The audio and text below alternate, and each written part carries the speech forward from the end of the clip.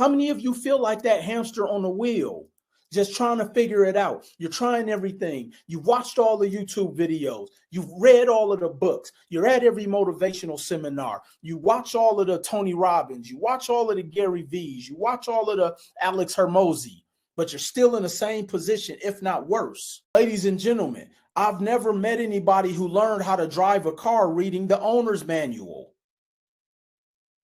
That's why they have driver's ed. You have to actually learn how to check your blind spot. You have to actually learn how to parallel park. You have to learn that if you're parking on a slope, which way to turn your wheels. The owner manual, the driving manual of that vehicle does not teach you these things.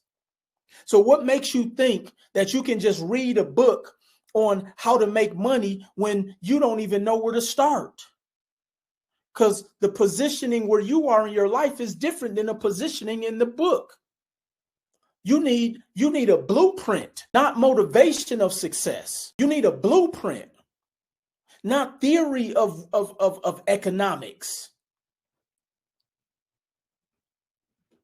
And until you're ready to submit where you are or the lack of where you are in your life, and anybody that know me, I'm a straight shooter. You will stay in the same position, if not get worse.